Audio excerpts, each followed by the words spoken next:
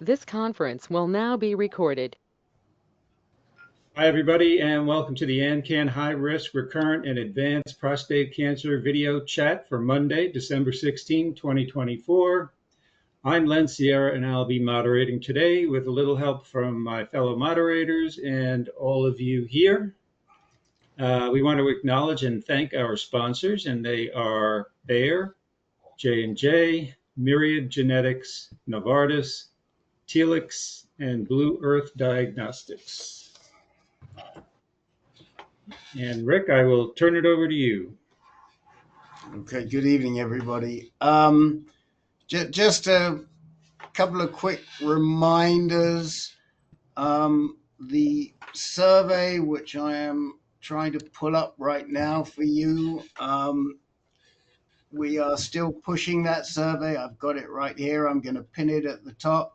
If anybody is on this group, especially people like Kang, who hasn't been with us for a long time, we need you to fill out this survey, please. If you use AnCan, we need you to fill out the survey. I'm putting it in as we speak right now. Hold on a minute. Survey, and we'll pin it. We'll pin it at the top, and we'll also put it on the recording. So also people listening on the recording, if you haven't filled out the survey yet, please fill it out.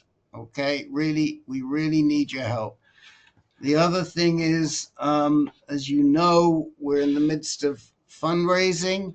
I think I didn't tell him I was going to do it, but it's since it's at the top of the show, I'm going to ask our fundraising chair, David Muslin, just to say a couple of words, if he doesn't mind, for the people who are here in the recording. Thanks for the heads up, Rick. No worries. Listen, as everybody knows, what AnCan does for what AnCan has done for us individually, and what it has done for people in the past, and what it's going to do for everybody in the future. Please reach in your pocket. Whatever you can do is appreciated. No amount is too small. And just appreciate your support, because we need to build this organization so it can sustain for many, many years to come. And that's really our goal as a group. So please reach down deep. Everybody knows how to make that donation. If you have any questions, reach out to me personally. Happy to help in any way. Thank you for the time. Thank you, David. Okay, well, let's start with our new member, Larry. Larry, do you have a last name besides 954 that you care to let us know of? You have to unmute, Larry. You don't like my lips moving with no sound. Foreman, F-O-R-M-A-N. We've had a Foreman before. Okay. Trying to get my whole head into the screen, but I got to lean over. Like this. No, you're doing fine. You look great. You're perfect. Yeah. Okay. So, Larry, what we do here with new fellows is we go through a series of questions, try to stick to the answers for my questions. Don't jump ahead, because sometimes guys will go back and forth and we get confused, okay? Mm-hmm. So we want to keep you chronologically sound. So, Larry, how old are you? 70. 70. And where do you live, Larry? Florida. Sorry? Florida. Florida, okay. Any particular city? Fort Lauderdale. Okay. And how did you hear about AnCan? I've been participating in the Mayo Clinic forum for prostate cancer, and somebody mentioned it in the threads. Oh, very good. I think that somebody might have been Jeff Markey. Thank you very much, Jeff Markey. Yep, that's me. All right, so you're 70 now. When were you first diagnosed, Larry? About 10 months ago. Okay, so 69 or so. Yep. And do you recall your Gleason score at that time? That's one of my questions, but I'll answer your question. The initial reading was 4 + 3. Okay.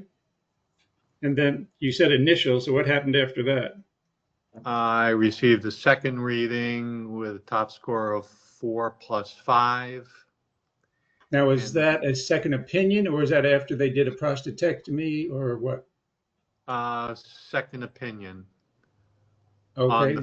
on the first biopsy. All right. Who gave you the first opinion? What institution? Broward Medical Lab, the local facility. Okay. And then the second opinion? I also have a third, but the second one, to answer your question, was University of Miami Sylvester Cancer Center. Very good. I would go with that one. And who was the third from? John Hopkins, And what did they say? 4 + 3. Well, okay. What was your PSA when you were first diagnosed?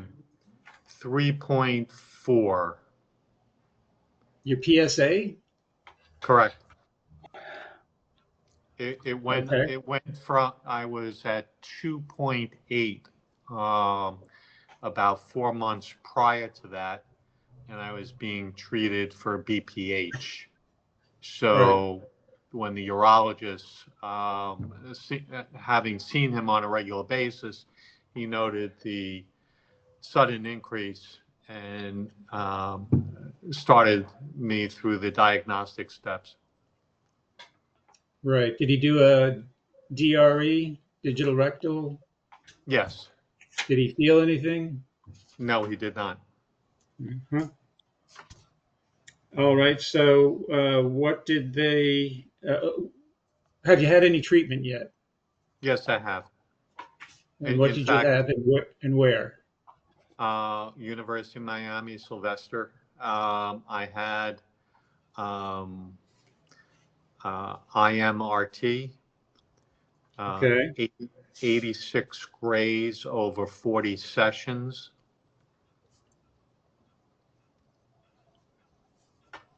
Okay. Now, when was that, Larry? When did they finish that? That was finished September 10th. Okay. I also received 6 months of Orgovix. Okay. Which I finished yesterday. And I also have been on the same 6-month period for Zytiga. I can't pronounce the generic name, so I use That's the all brand. right. That's okay. And so you dropped both Orgovix and Zytiga by now? I have 5 more days of Zytiga. Okay. And have you had any subsequent PSA checks?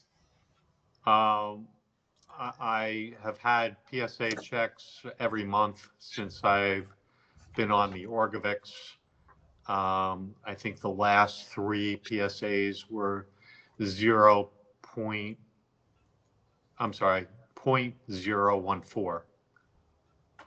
.014. Very good. All right.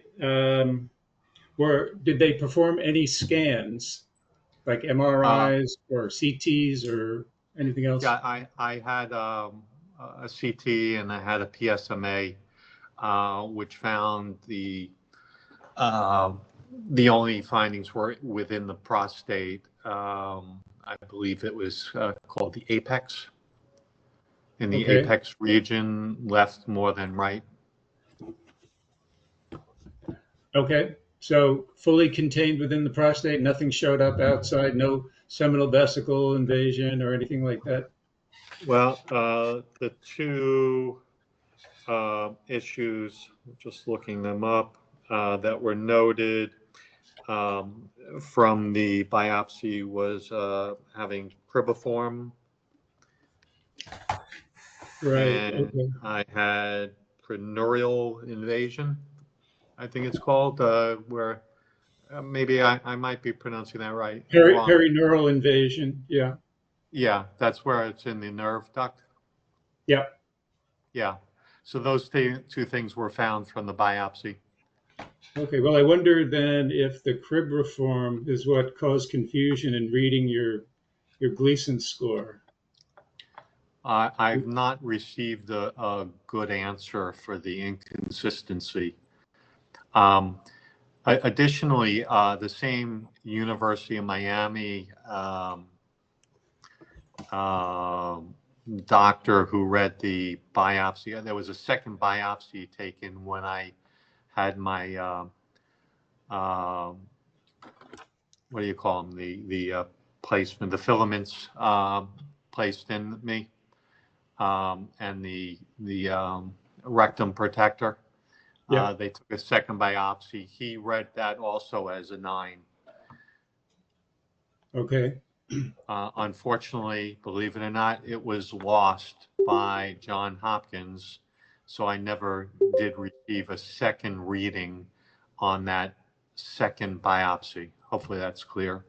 Yeah. Yeah. I understand. So, how are you? How did you manage with the radiation? It's pretty intense radiation. You had 86 gray. Yeah, just one more thing that you haven't asked me about before I answer your question. My decipher score was 0.49. Okay. Yeah, it was a struggle. I guess, I consider that the fact that I was able to get to the gym 4 times a week. That's that guy, John. And, that I handled it as well as could be expected. It was pretty nerve-wracking. Better expression would be stressful. Yes. But I managed. I had significant fatigue. I would take naps in the afternoon, which was most prominent towards the 7th and 8th week, and week 1 and week 2 after the treatment was completed. There was a lot of fatigue. Okay. And Larry, who is your radiation oncologist? Dr. Abramowitz. Okay. And do you have a medical oncologist? Are you seeing Dr. Belusic? No, I'm seeing Dr. Pizzolato. Okay, let's see. Dr. Jack, are you familiar with that name? No, I'm not. I've heard it. Oh. Is he associated with Baptist or is he at Sylvester? Pizzolato. Sylvester. Both of them, it's Sylvester.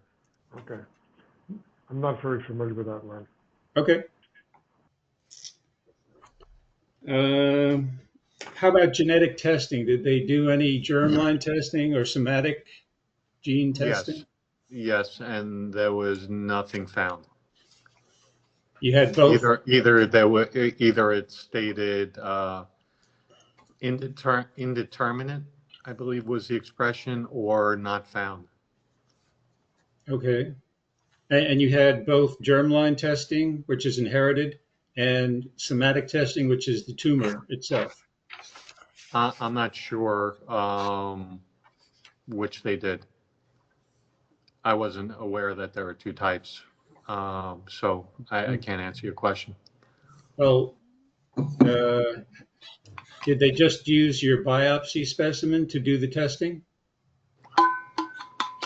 I really do not know. I mean, they've had my blood from the monthly test, and they had they probably didn't have the biopsy because it went back to the original lab. And that test, the genetic test, was done in the later portion of my treatments. So if I had to guess, I would say it was blood. All right. And is there any cancer in your family, specifically prostate cancer or? Yeah, my father. Okay. Did he die of prostate cancer? No, he didn't. Okay. He was treated and died of other causes. Well, do you have any questions for the group before I open it up to them? Yes, I you know, the both my doctors and I have agreed that we're going to stop the hormone treatment. The classical protocol is if you're a 9 to stay on it for 18 to 24 months. I understand that. Yeah. However, with the differing readings of the biopsy, concerned that it's the right call, and I wanted to get anyone's opinion on the situation. You know, on the positive side, you know, my PSA went down, you know, after a month or two, went down to, before it was 0.014, it was 0.025.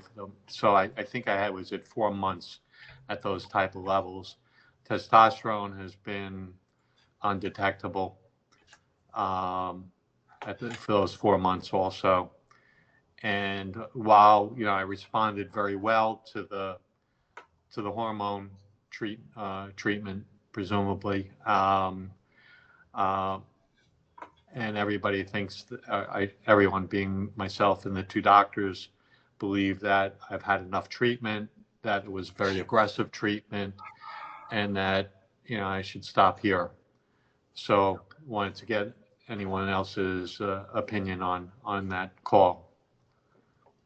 All right. How about you, Don Rogers? You have your hand raised. Would you like to? Yeah, hi, Larry. I Hi. live up in Boca Raton, and my treatment has all been at the University of Miami Sylvester. The doctor that read your biopsy, you know his name? Was it Dr. Cravenko? I can look it up, but I do not know offhand. Okay, because he's world class. He did all of his training at Johns Hopkins. And I believe, excuse me, it's likely him, because I know he was there, I believe, until 4 years ago, and he was at Johns Hopkins. why don't you, this is a suggestion, why don't you call him up and meet with him and say, hey, listen, I've got these, I've got 2 rings of the same tissue sample, because it's going to impact your care. Because if you in fact are a Gleason 9, I'm not sure you're going to want to stop the hormone treatment at 6 months. And if in fact you are a Gleason 7, probably 6 months is all right. Okay. I've done that with several of the people that have read various films of mine, and understand they are your doctor. A pathologist who's reading a tissue sample from you, they're your doctor. They're not your doctor's doctor. I call them up and have a chat with them. You should just go right down and meet with him and show him the report you got from Hopkins and ask him. Larry, I think that's good advice. Okay, good. Jeff Markey, go ahead. Yeah, the recent things we've been reading have shown that if you have cribriform, your cancer is much more aggressive than if you don't. In fact, they say a 3+4 with cribriform is a much higher number. It's more like a 5. So that's maybe one reason they gave you a 5 at that first place, because the cribriform is very aggressive. Do you know if with the size of the cribriform, because if it's over 0.25 millimeters, it is more aggressive than if it's under. But that's, the cribriform is one reason you might consider that you should stay on the drugs, because it makes it more aggressive. And that may, again, as I said, may have been the reason they changed it to a 5. And what puzzles me is your second biopsy. You said it was lost.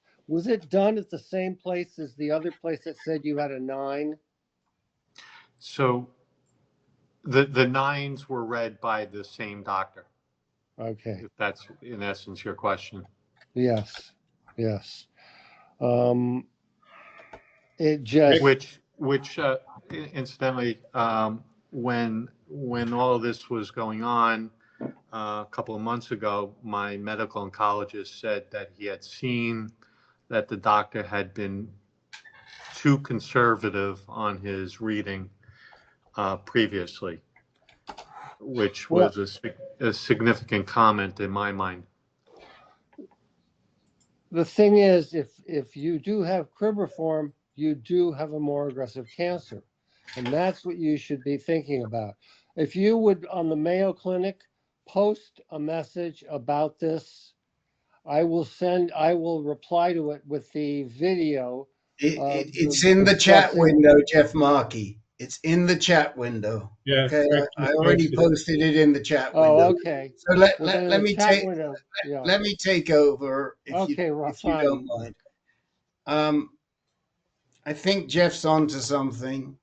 I think the advice that you got from Don Rogers is terrific. I think you should call the pathologist, tell him that you got a 4+3 back from Hopkins, but did Hopkins identify the cribriform or not on that first one? Let me check. Because that would be significant. If they said 4+3 with cribriform, well, interestingly, so on the different let me keep going because we've got a lot of guys today. You asked me a question. Do you want me to answer? I think just consider it, and we know that somebody thinks you've got cribriform. Let's get the pathologists working together and try and define if you do have cribriform or if you don't. If you do have cribriform, he's right on the money, Jeff, that you might want to consider doing a little more. Now, it's really unusual that they gave you abiraterone. That is what caught my ear, because they tend not to give abiraterone certainly with a 4+3. With a 4+5, yes, they do, but then your GU medical oncologist and Abramowitz are not really thinking that you're a 4+5. They'd rather look at you as a 4+3. So the treatment's unusual. I mean, I could see you doing 18 months plus on Orgovix, but 6 months on abiraterone and Orgovix it's very unusual, and there's been a lot of discussion around this. Do we give a second-line anti-androgen to people early in the disease path? Because it's not the guidelines. I mean, it can be given, and if your insurance will pay for it, it can be given. It's not a bad thing, but it's unusual. What I want to say to you, really important, is has anybody talked to you about coming off the prednisone? Yes. Okay, and what have they told you? After I finish the Zytiga, I'm on 5 milligrams now, and after I stop with the Zytiga, I'm going to rotate between 5 and 2.5 for some period of time, undefined, and then cycle down from there, like 2.5, 2.5 and 0, 2.5 and 2.5. Right. So the period of time is really important, but they haven't really talked to you about that yet? No, not just in generalities. Okay, Dr. Jeff, you want to say, you want to throw in your expertise here a little bit? 6 months? Well, don't make it quick. Don't make it 3 or 4 weeks. Are you referring to the prednisone withdrawal? Yeah. Yeah, don't make it fast. Taper slowly. And slowly Yeah, can be 2 months, 3 months. Because if your adrenals don't respond, you kind of leave yourself in a situation where your aldosterone levels are going to be high, and because your ACTH is going to be high, and you're going to run into trouble with kicking out potassium and holding on to sodium, Right. things like So that. let me suggest this, Larry.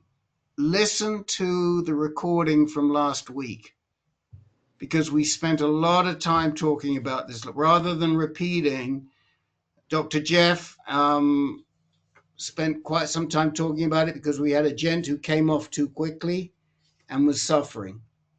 So mhm. if you listen to our recording, you'll find it on our website under recorded groups, or you'll find it on our YouTube channel. You want to listen to the recording from the 10th of December and listen to the portion where we talk about coming off, because you'll find it helpful. Secondly, I posted for you the Euro Today recording and transcript that Jeff Markey was talking about. It's in the chat window. Those are the two little boxes at the top. And open the chat window, click on that, it'll open. You can look at it later. For me, I prefer to read stuff, so I read it through and I flipped through the video to look at the various graphs and what have you. You absorb it. But my suggestion is you then are in as good a position as we are to decide, do you need to be on there for longer or not? It's a real hard one to answer. I realize that that's sort of why you came here. This is what you came here for. I think it really has a lot to do with your own risk preference. And if you were a 4+5, we'd see you on longer.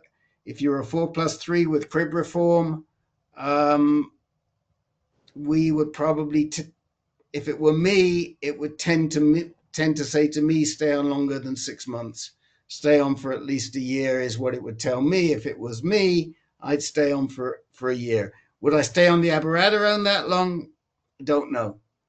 But, this is some place where this guy, Pisolato, who is you say he's a GU medical oncologist, correct? A genitourinary medical oncologist?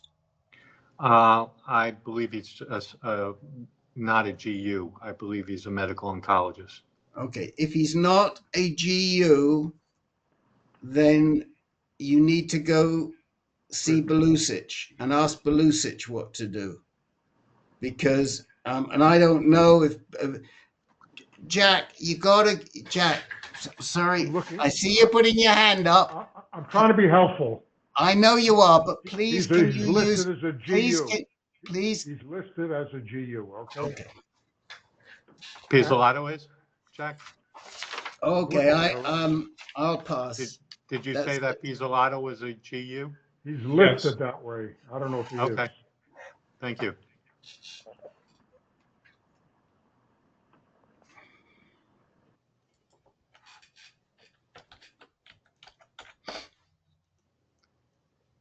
Rick, you're shaking your head no. Is there something out of style here? You're muted. Yeah, he's just waving you off. No, don't ignore the man who's shaking his head. No, I'm not shaking off. I think if he's a GU, then that's his opinion. But I think you have some good information to make some decisions on, and you might want to get a second opinion on how long to stay from another good medical oncologist. But it's not going to be from Sylvester, unfortunately, because you can't do that. One other thing, Larry, that is an indicator of more aggressive disease usually is the fact that you may have a Gleason 9 and you have a very low PSA. Your cells aren't producing PSA. That's typically a sign that your PSA may not be a reliable indicator going forward of your disease status. So you may need to have periodic scans, CT or MRI or PSMA PET. You know, Okay. that's a great point, Len. I was going to raise that too. It went through my mind. When we see men diagnosed with high Gleason's and low PSA, it's a big red flag, Larry. Now, you know, you could argue again that you're 4+3 and a lowish Gleason, but if you're 4+3 cribriform or 4+5, it's a real concern. So I was going to say exactly the same thing that Len said to you, is you've got to keep a real close eye on this if you come off. It's we don't like to see such a low PSA score if you are in fact a 4+5. I wonder if the PSA is being influenced by the fact that before I started on this journey, I was given a dutasteride. I probably should have mentioned that earlier in this scenario, which you know, reduces the size of the prostate. And you know, you might be right on with the fact that the PSA is, and I'm still on it, that the PSA is being influenced by the dutasteride. Well, I think the dutasteride might elevate your PSA by a factor of 2. So you still have a low PSA considering the cribriform and the high Gleason score. Yeah. Anyway, you know, these are just suggestions for you to talk over with your doctor. Gotcha. Get their opinion. And if it's okay with you, Larry, we're going to move on. Yep. Thank you. Very good. Number 2 on my list is Jerry Pelfrey. Okay. Last week, I spent the majority of time in Houston, and I had a PSMA PET scan and a whole body MRI with Dr. E. And basically, everything turned out fine. I do not have any metastasis that they could find. And there were 2 radiologists that read it, and they couldn't make up their mind about a little uptake on L4 again. Now, L4 has been SBRT'd twice.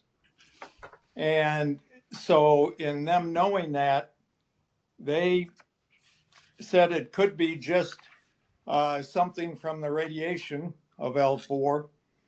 They just didn't know. And then there was, and the uptake there of the SUV was like 3.2.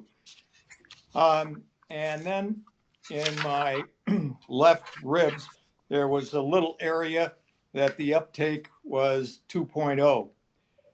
And they attributed that to previous treatments.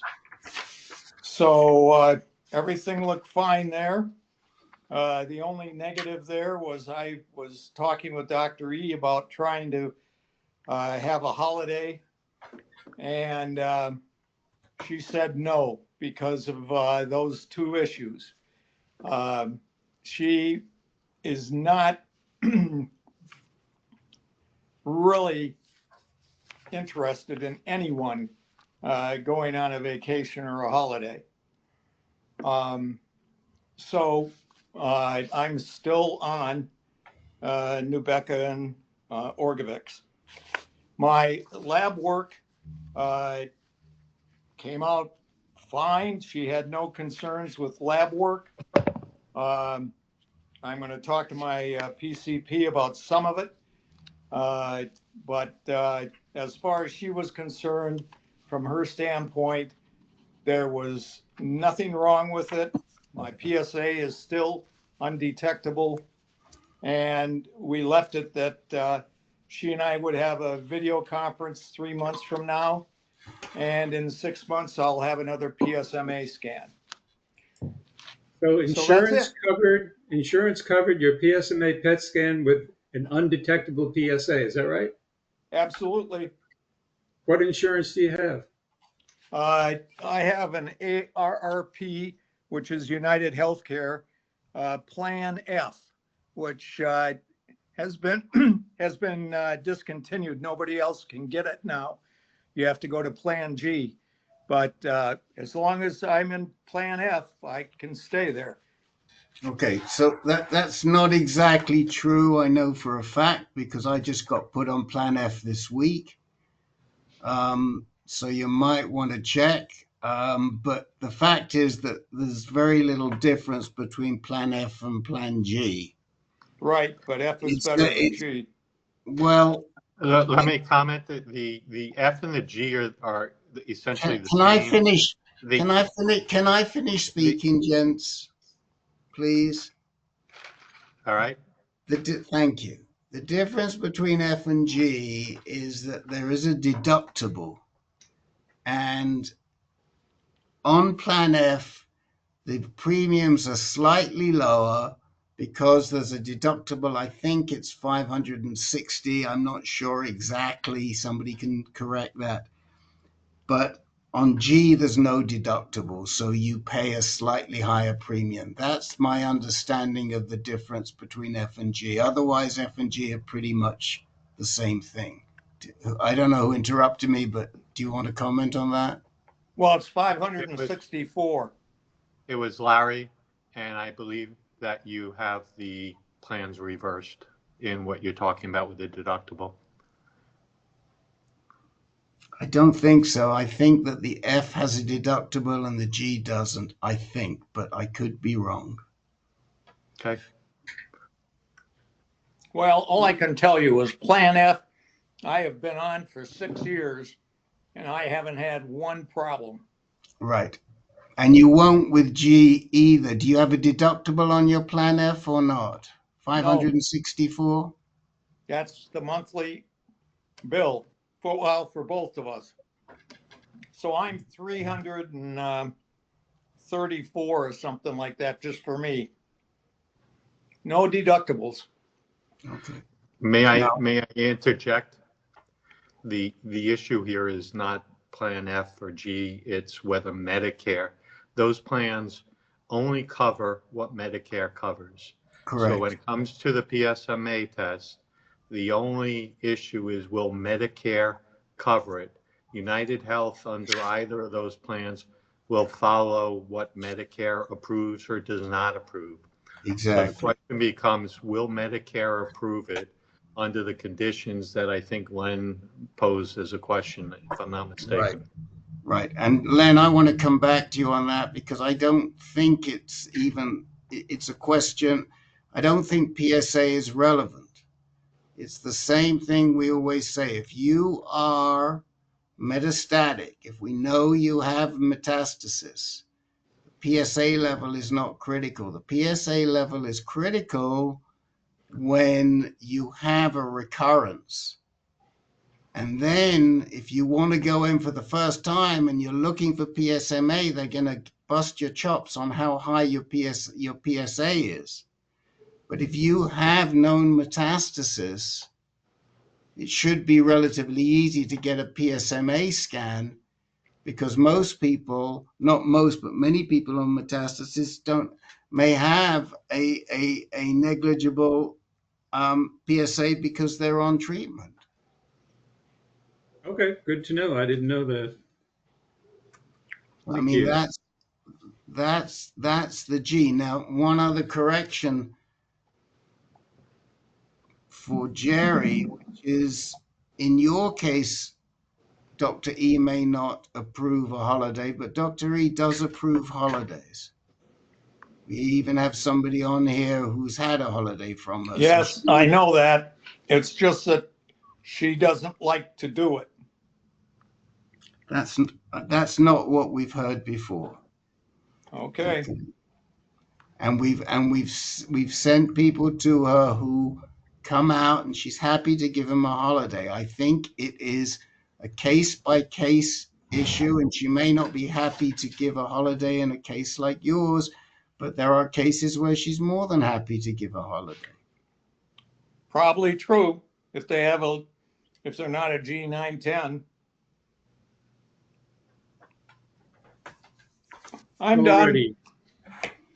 Very good. Thanks, Jerry. Bob Schwartz, you're up.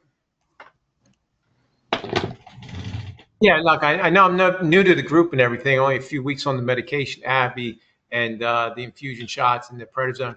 But lately I've been having a really hard time sleeping at night. Like I'll go to sleep and I only sleep for an hour, and I wake up and have to urinate. And for the next couple of hours, I'll sleep for an hour, wake up, urinate, and then maybe get 4 hours altogether sleeping in one period, and then wake up again and stay awake for the rest of the night. I think that's not uncommon.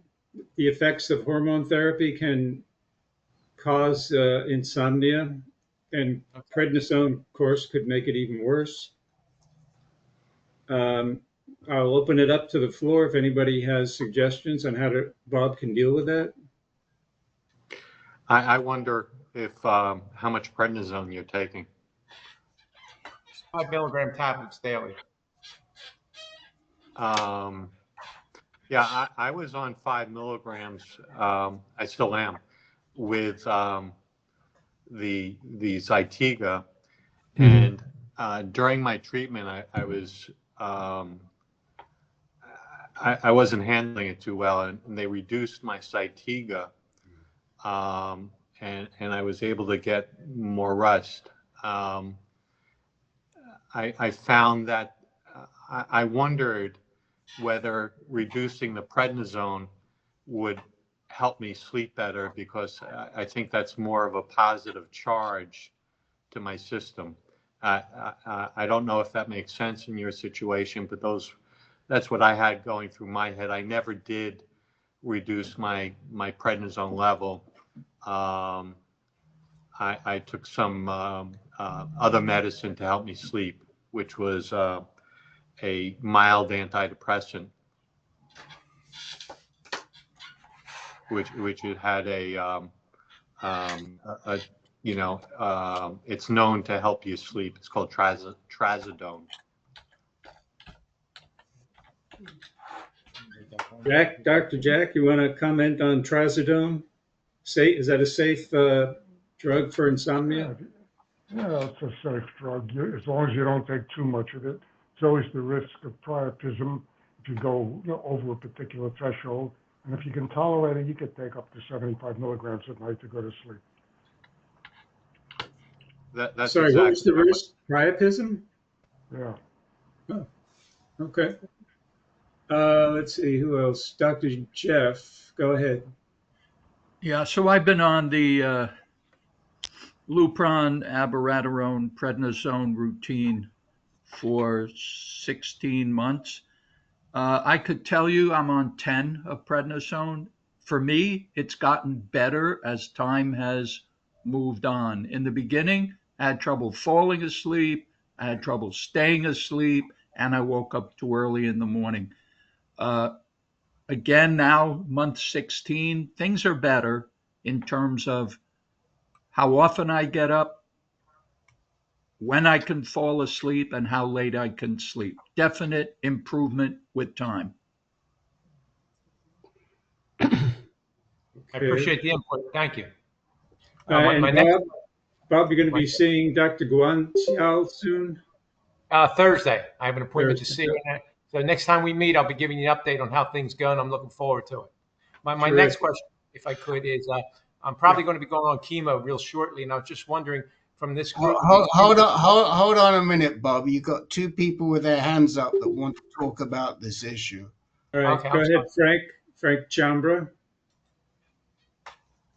Yeah, I've been down that road, not sleeping, on the same medicines. I the doctor tried to give me all kinds of different stuff. The tramadol, that I would never take that. I took that one time and I took the whole bottle and threw it down the sink because it was garbage to me anyway. My body didn't agree with it. But you get used to it, man. You gotta like I was staying awake all night, and and the last thing they gave me was Xanax to put me to sleep, and I took that, and I didn't like that either because I slept, but then I woke up feeling like crap. So I mean, I've been doing this a long time now, but I mean, I just take the ride and enjoy every day that you can as you're going, man, because that's what I'm saying. I mean, I don't know if that's supposed to be said here, but anyway, that's it. It's fine. Thank you. Okay, thank Frank, you. no, it's fine, Frank. I mean, if that's how you take it, plus there are issues which I'm very well aware of, people using these drugs and not being able to stop using them. I have an intimate experience of that just over the last 6 months with somebody, and it's really disturbing. Yeah, I've been down that road with drugs in my life, so those drugs have no pull on me whatsoever. I mean, I'm not a drug seeker. I mean, I'm just speaking for myself, and I do not want to be on narcotics because I was addicted to narcotics for like 15 years when I was a teenager in New York City. So I've been down that road. I mean, I would take it if I had to last resort, but I mean, I just deal with like I would just stay up all night with my headphones on, and go in the other room, watch TV, and then get a couple hours of sleep. But now I'm pretty good. Now, like I guess since I got off the prednisone, I could sleep. I didn't even think of that until you guys were talking about it. Now I could sleep, which is pretty good. I mean, sleeping 10:30 in the morning. But anyway, that's it. Thanks. Jim Marshall, what did you find, Jim Marshall?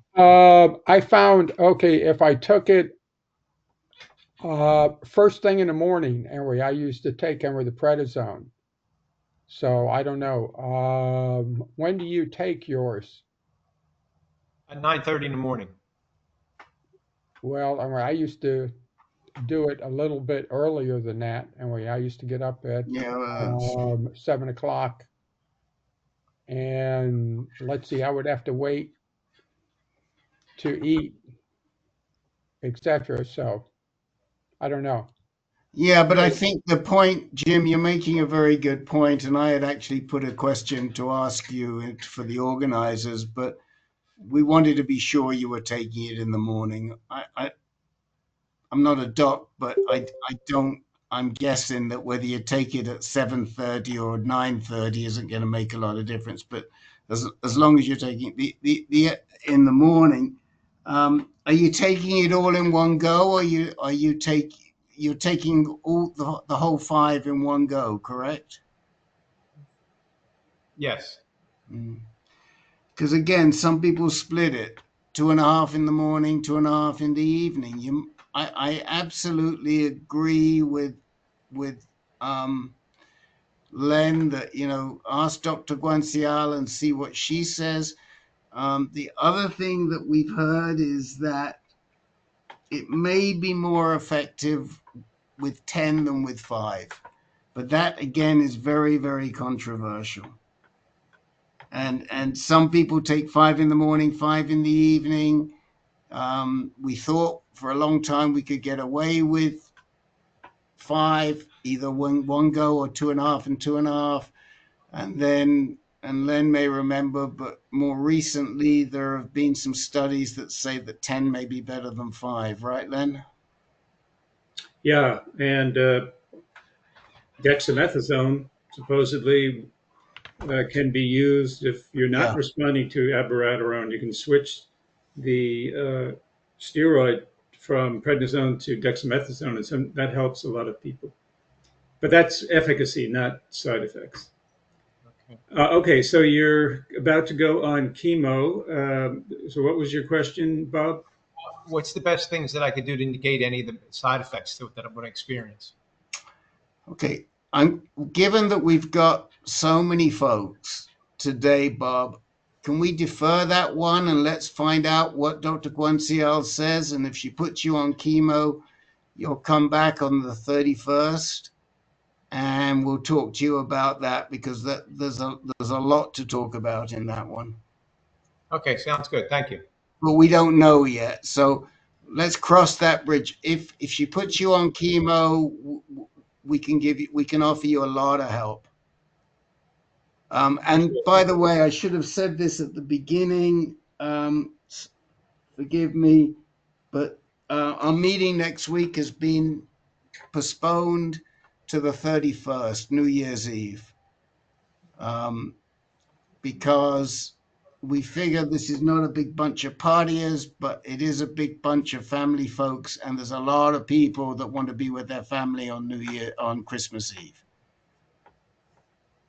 Len's got his fishing rod out. He's already got 3 fishes, or maybe 4. He needs 7. He needs 7 fishes by next Tuesday night, or is it Wednesday? Tuesday night. He needs 7 fishes. How many you got? How many fishes you got so far, Len? Fish you have to get the day of. You don't want it to go bad. Oh, I thought you put it in the freezer. No, I don't. Oh, you don't? Okay. Fresh Well, fish. Dr. John has told me that I have to go to the aisle in the supermarket, the goldfish aisle, and I'll do just fine in the goldfish aisle. Is there any truth to that, Len? No. Okay. But anyway, this Christmas, now I'm down in Florida, I'll be having a Christmas celebration with some Swiss nationals, and they have a whole different tradition. So we probably won't have fish. Steve Schuler, were you commenting on chemo or something else? Just a question about the prednisone. Rick, you said 10 is better than 5 in what respect, what dimension? I think, and Len, I'll let Len comment because I can't remember the study, and Len, bless him, probably remembers it, but I think that what they found was on 10, that the time to progression-free survival was greater on 10 than it was on 5. Yeah, I don't recall off the top of my head, Steve. I'll pull up the reference and I'll send it to you. Oh, okay, I didn't. That's interesting. I didn't think prednisone affected the cancer progression. I thought it was to counteract the effects of the abiraterone, and didn't realize it had an effect. It is. It very much is, and that's why when they originally approved Abby, and I think it was 2012 or 11, they based it on 10 milligrams. That was the original trial. And so everybody prescribed 10 milligrams, but as time progressed, they thought they could get away with less. And a lot of people went to 5 milligrams. Again, it was either... I'm on 5, yeah. The 10 was either 2x5, or the 10 was 2x5. The 5 was either 5x1 or 2x2.5. And over time, they studied whether it did make a difference. And they also looked at whether dexamethasone was a more effective drug. And what they came up with, and Len will dig up the reference, we've got it somewhere, is that the abiraterone was most effective when given with 10 milligrams 5 + 5. It wasn't a big difference, but there was a difference. Oh, okay, I see. It affects how well the abiraterone works. Gotcha. Well, it could be that these steroids are anti-inflammatories, and cancer is an inflammatory process. So maybe that has. As a matter of fact, they give steroids with chemotherapy, and I can remember years back that was considered an anti-cancer therapy to give prednisone, right? Maybe the MDs can comment on that.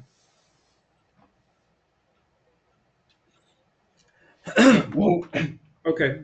Uh, we're not saying we're not saying that it makes the we're not saying it makes the abiraterone better. We don't know whether it's the steroids, whether it's the abiraterone. What we know is that the time progression-free survival was greater with 10 milligrams than it was with 5 milligrams, and it was greater still with dexamethasone. Fatigue is one of the big reasons that you want to take 10. I had Tom Hoffman switch from 5 to 10. His doctor approved it. He was having terrible problems with being tired. He'd wake up and have to go back to sleep for 3 hours. And he just was tired all the time. Moved to 10 milligrams. It made a big difference. There was this doctor on one of the conferences a few weeks ago that had gone to 7.5 because of fatigue. Same answer. It helps dramatically with the fatigue. all right. Let's see. We've got Alan Babcock. You're up next. All right, this will be really, really fast. So I had a negative PSA, or undetectable PSA, this in December, and that makes 2 years. And Dr. Gainesman said, okay, we're going to put it out for 6 months for my next PSA, which I assume is not a problem. I don't expect it to jump up too high. So that's where I am. That's all I need to say. You're on a drug holiday while this is happening. Yes, right. Very good. I'm not taking any medications at all. Well, any medications for my prostate cancer. I've got loads of others. Okay. Well, thanks for the updates. Good news. Peter Monaco, you're up. Len, I just wanted to ask you, are you planning on getting together with Bob Schwartz? Yes. Now, oh, great. Definitely. We'll get together. Oh, okay, because you guys are now in the same neck of the woods, correct? Absolutely. Same small town, small city. Okay. And Alan Babcock, I'm really pleased to hear that. Thank you. All right, Peter. I just had a quick update. I went through the 5 sessions of radiation to that paratracheal lymph node, and I had my first PSA test since then a couple of weeks ago, and it was lower than I didn't know it could go with that low. Came in at less than 0.006. If you recall the last time I updated you, Dr. Patel ordered ultra-sensitive PSA tests, and so it was going to LabCorp and not to Mount Sinai. And it was so the PSA was actually down from 0.009, which is pretty amazing. So my scans are clear, except for that lymph node. So I guess the radiation may have taken care of it. I'm hopeful about that. Terrific. That's what I have to say. And you're on a holiday, right? No, I'm not. I'm still on Nubeqa and only Nubeqa. I had some discussion about a holiday with Dr. Patel, who I met with about a week ago. And he wants to hold off on a holiday for about he wants me to be on Nubeqa a full year, which would bring me to May of next year. At that point, he thinks we can consider taking a holiday. So I think I'm going to try it when the time comes. Okay. And how's your testosterone doing? It's up to 101, and I feel so much better on Nubeqa than I had been on the combo of Zytiga, prednisone, and ADT. Significantly better. Yeah, we've been having this discussion with a couple of people recently who are thinking about having to go on the drugs and to talk about monotherapy darolutamide. If you've got a doc who's willing to do it, and you're willing to try it, it can be great. But I don't know, Peter. We're gonna have to find something else. If you stay undetectable and your testosterone comes back and you get off the darolutamide, we're going to have to find something else for you to worry about. Yeah. Well, What I'm will in we a good do? place. I don't know. He'll I'm find in a something. good place now. I don't know why. It's unusual for me to feel that way. I'll tell you that. It's very awkward. Peter, could you get used to it? I don't know. I'm going to try. So that's all Well, I had. That's all That's I had. great, Peter. I'm very pleased for you. yeah, thanks, Peter. Glad to hear the good news. And Thank you know, Bob Schwartz, it just occurred to me, if Dr. Guanxiao puts you on chemo, then they could they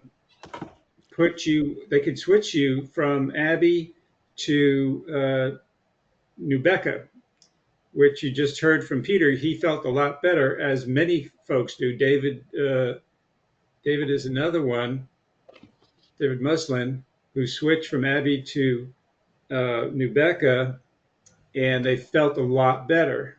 That's true of me too. So there is a FDA-approved triplet therapy of chemo, Nubeca, and some form of ADT. Yeah. So if she says, yeah, maybe you should be on chemo, ask her about the possibility of switching to Nubeca from Abby. Yeah. She may not want to do it, I don't know, but it's worth a discussion. Thank you. Len, I absolutely agree with Len, but Len, there's the new study that just came out that also approves now darolutamide for an ADT for metastatic hormone sensitive as well. It got FDA approved? It hasn't been FDA approved, but the study came out and they've got it in for approval. So, Oh, right. Yeah. But you know, insurance companies, if they can find an excuse not to cover it, they will. They may say, the answer is yes, but it's also no, because as we know, there are some docs who manage to get it through and we don't know how they do it. yeah. All right. So where are we? We're going next to Steve Schuler. I had promised a status update on using estradiol to mitigate my side effects.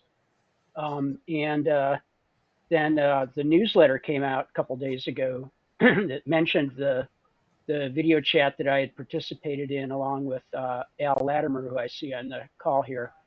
And how that all came about was I had seen another thing on AnCan a few months before that, and I'd asked some questions of Rick and others, and Rick set up a call with Dr. Wassersug, who's written a book on ADT, which I recommend. Anyway, so he was on the call, Al was on the call, and then Rick and Len, I think maybe you were on the call. Peter, I'm not sure who, I can't remember now who all was on the call, but at any rate, it was a good call, answered a lot of my questions. And then I went and got my oncologist to convince to let me try the estradiol patch. And I'll just cut to the punchline, and it's been effective. Completely got rid of my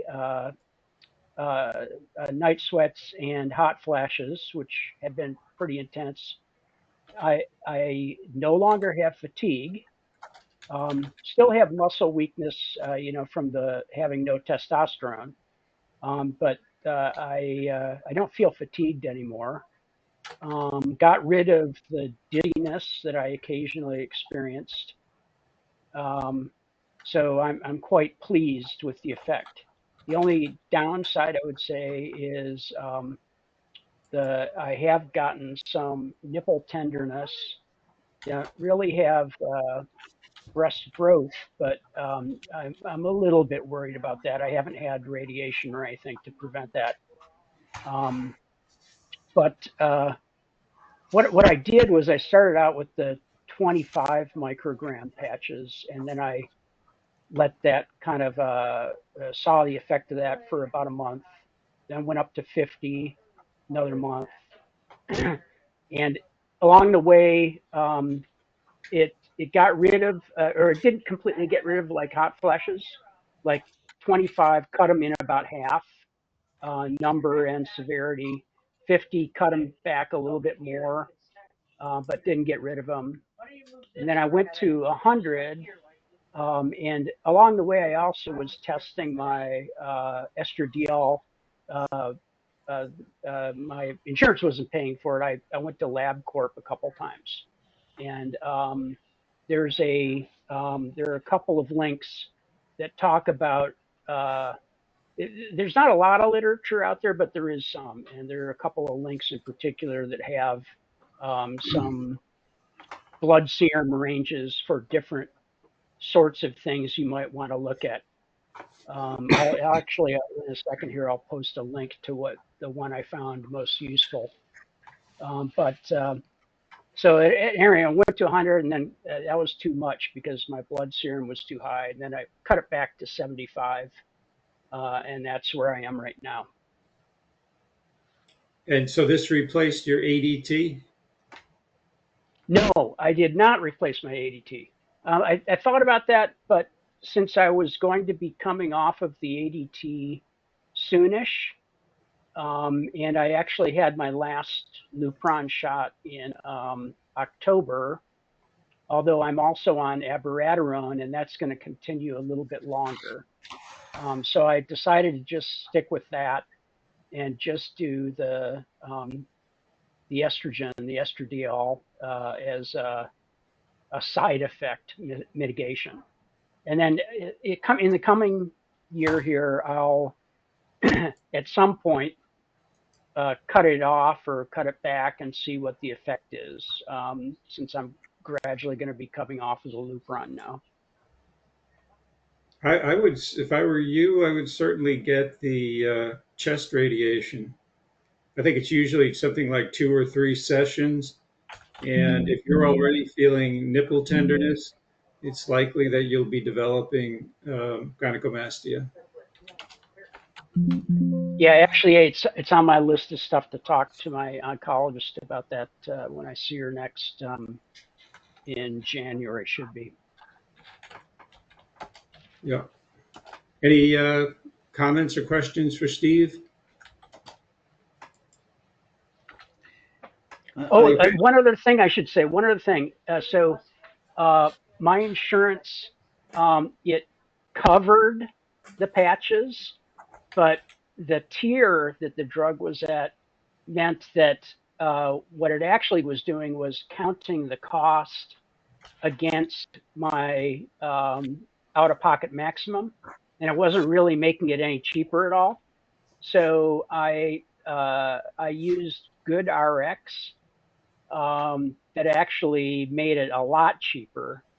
So, and I think if you have anything else that's in a similar boat as that, I would kind of recommend that.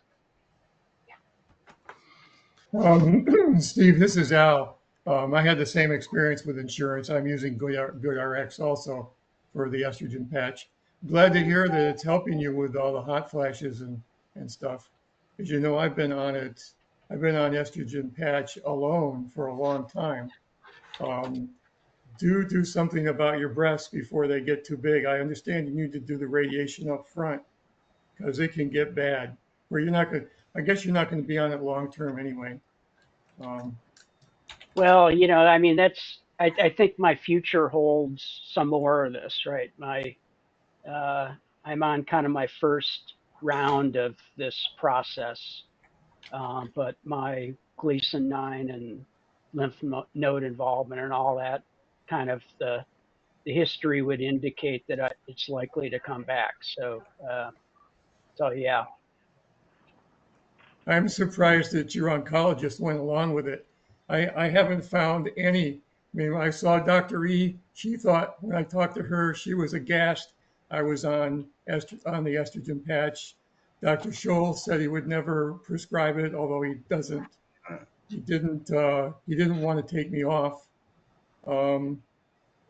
She So questioned the cardiovascular aspect, and then I I had a bunch of links that I pointed her to the patch study, which hadn't completely come out yet. There were some early results, and then a couple of other things. And I'll post in fact, the link that I'll post was one of the ones I gave her. Al Latimer, I think one of the very big differences that I'm not sure you're recognizing is that Steve went on the patch to handle side effects. He didn't stop doing ADT. He didn't stop doing an LHRH drug. He didn't stop doing abiraterone. So he That's wasn't correct. using it in place of I ADT. yeah, I understand that. And I did use it and replaced instead of Lupron, right. and it was equally effective.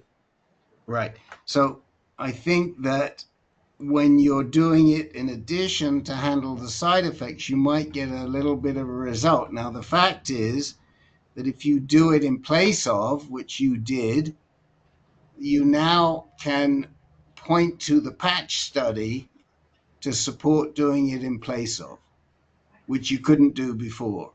Right.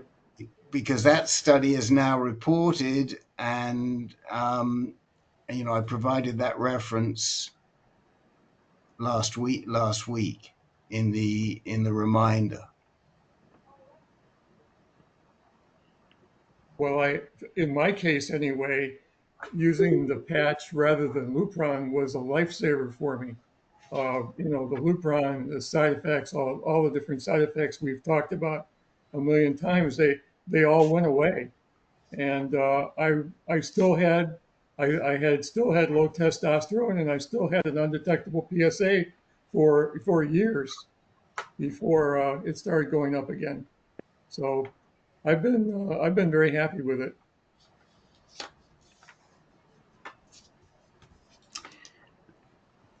All righty. Glenn? Oh, sorry, somebody's. Well, I want to raise my hand. There you go. Go ahead, Jack. It's not working. Just want to make Okay. a little correction as far as the estrogen patches. You was using numbers like 50, 25, 100. It's 0. It's 0.25, 0.5, 0.0. Yeah. Yeah, that's right. That's milligrams. I said micrograms.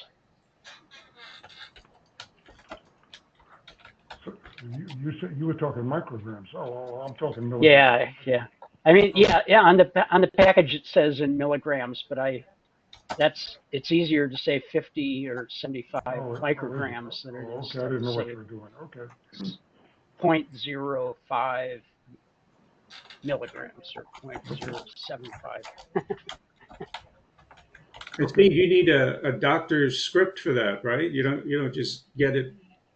Correct. Yeah. You do have to have a prescription. Yeah. Okay, we will go next to Artie McNeil, and then Dr. Jeff. So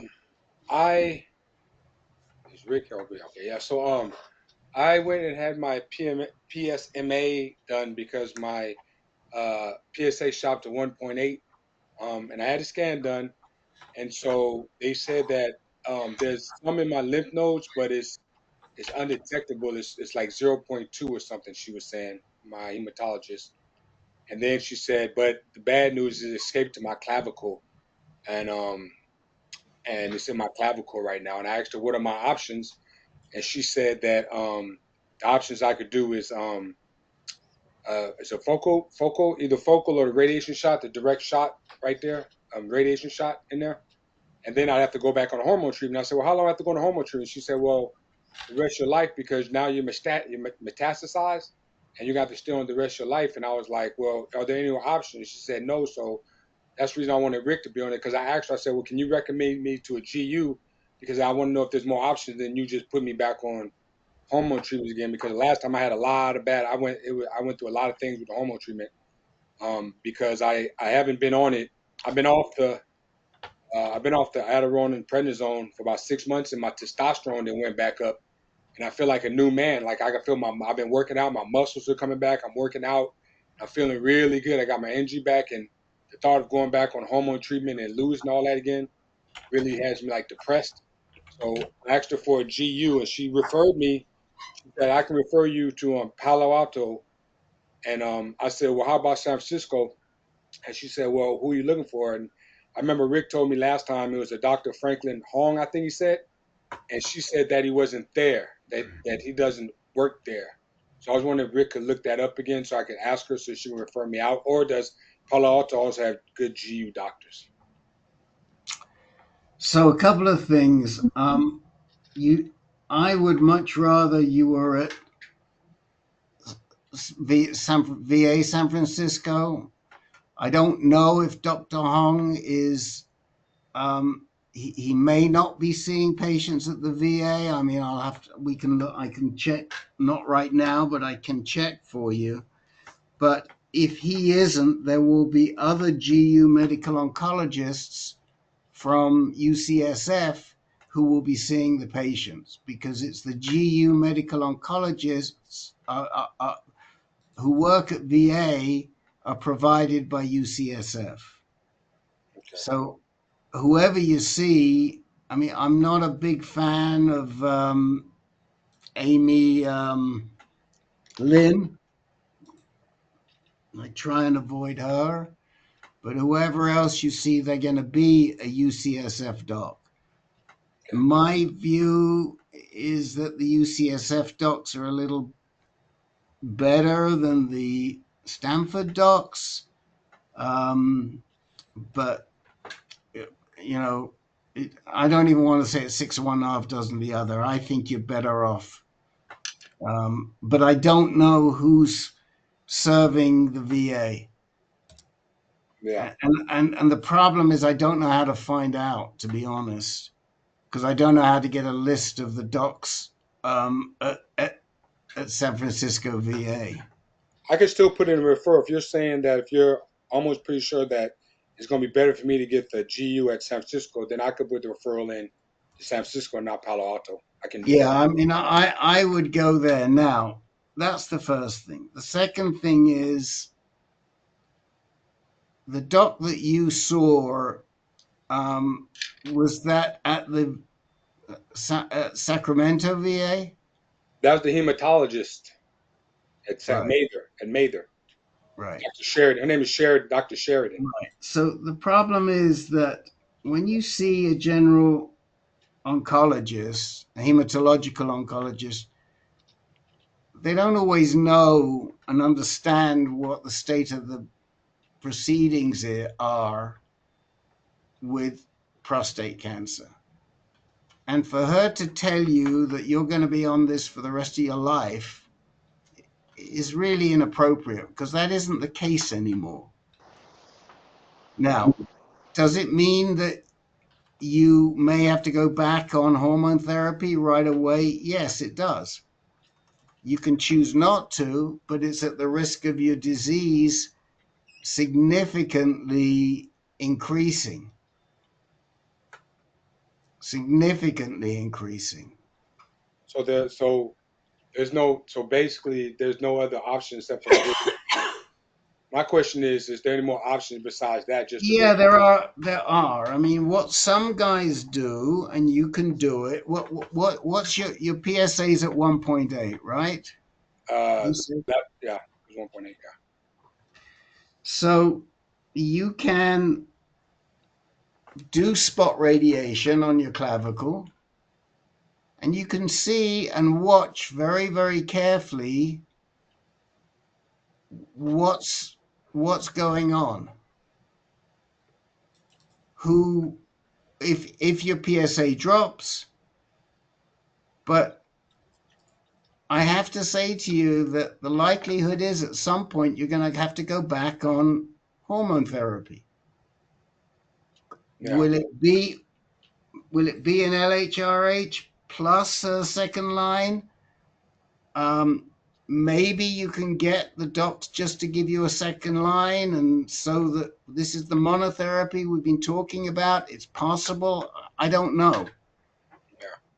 But the fact is that to keep this disease in check, you may have to go back on. Will you have to stay on it? Maybe not. Maybe you can take a holiday like we talk of here. But these are the nuances that a lot of general medical oncologists don't understand. There is a study that I'm going to write about this coming week that we've been talking about amongst the doctors here and a couple of the moderators. And that study, which reported in JAMA last week, tells us that 44% of men with advanced prostate cancer only get one line of treatment. It's not good enough.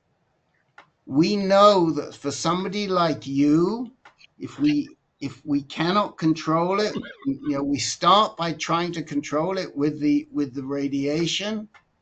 But if we can't control it, you need to be on one, if not 2 lines of treatment, or maybe 1 line if it's the monotherapy second line, like just abiraterone on its own or just darolutamide on its own. This, as much as none of us want to do this therapy, Artie, you have to do it to keep the disease in check. Yeah, I knew that. I'm trying to mitigate the side effects because I really like the way I feel right now, and I don't want to. I know I'm gonna have to go back to zero testosterone. It's just I feel good right now. And I'm trying to mitigate how much I can of that. That's the issue. Yeah. I don't know what to say. I don't know what to say to you. That's fine. I really don't. So, Dr. Alfredo, guys, I'm sorry. You don't get it. I got people writing to me about their own situation in the middle of a meeting. You don't get it. There's 2 moderators. There's 34 people in the room. I'm working with somebody, and all you're doing is writing to me about your situation, and can I comment? Fuck no. I'm sorry. Rick. I've got to say this. You're not getting it. Oh no, you can't. No. This has got nothing to do with you, Artie. I was talking about my wife. It's got nothing. It's not fair. Now, I'm just saying, there's only one of me. I'm keeping notes because I have to write this meeting up. I'm trying to help Len to moderate. I got people asking me questions, and then I got people coming to me saying, oh, I've got this, I've got that. And the person who just wrote isn't the first one today. What is wrong with you guys?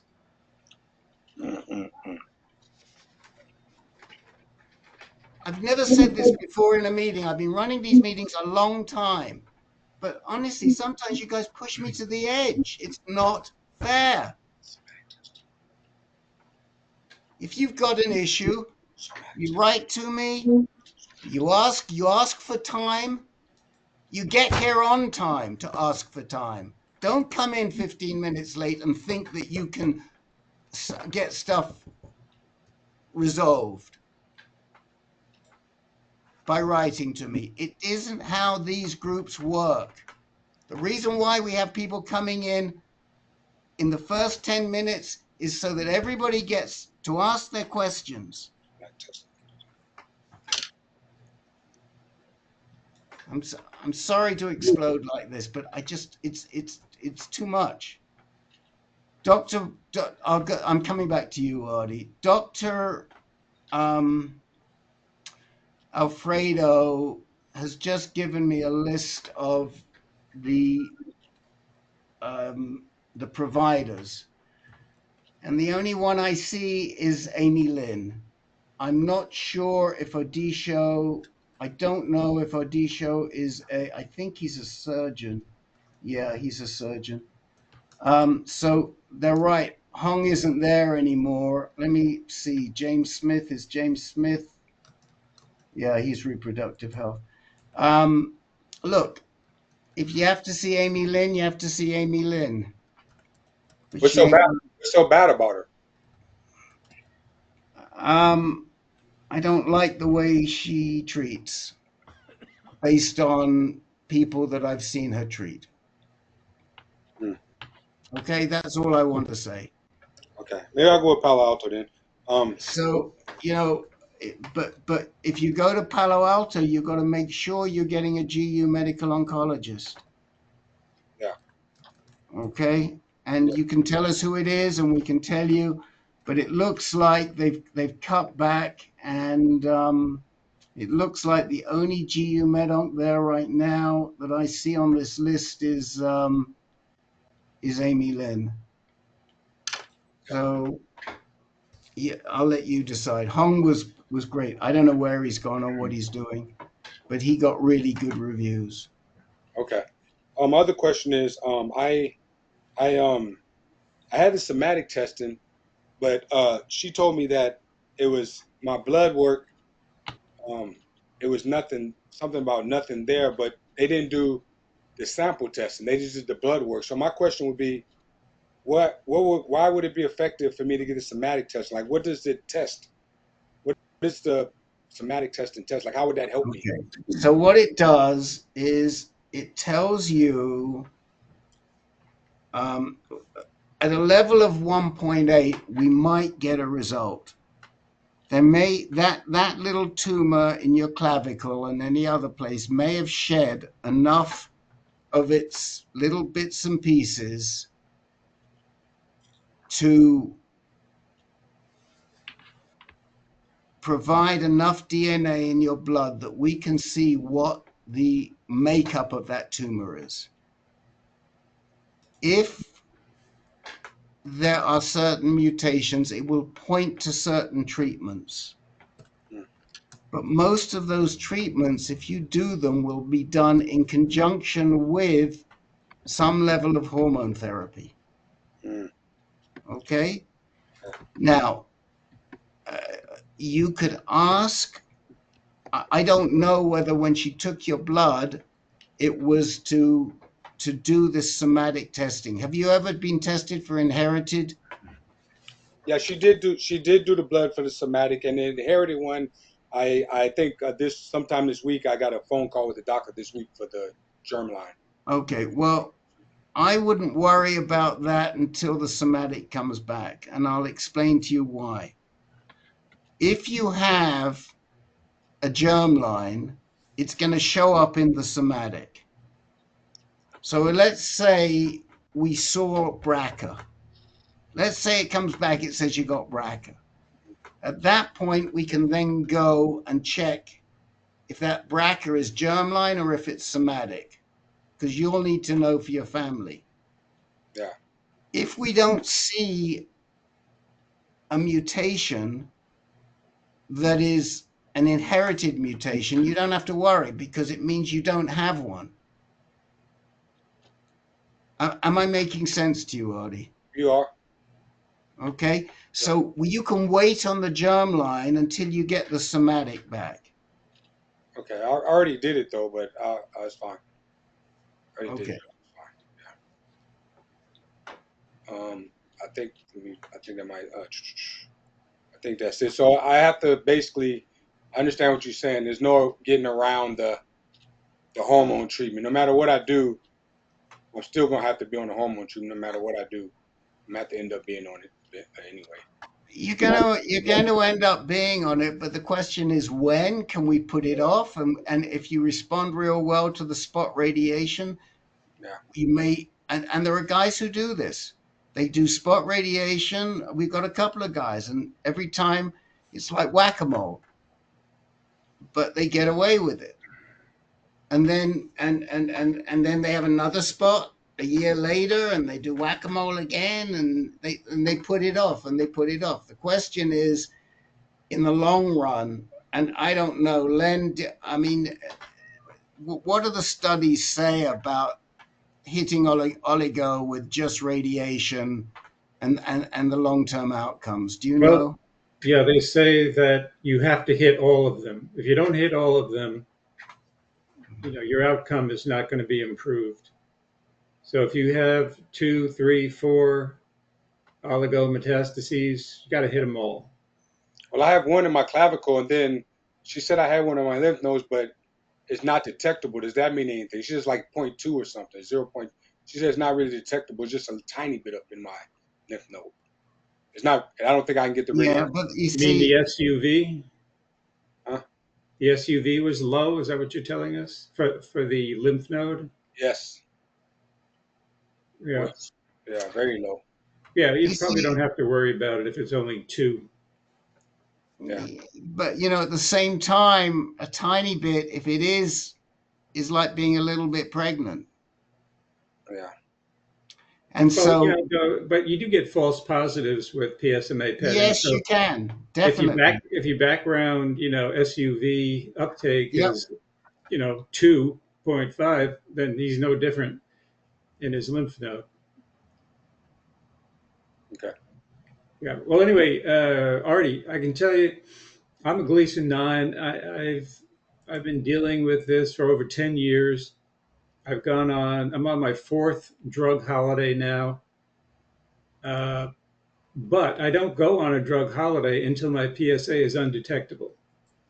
So you have to kind of suffer, put up with it, until you get your PSA down to an undetectable level. Then you can take your drug holiday. Okay. All right. Dr. Jeff, you are up.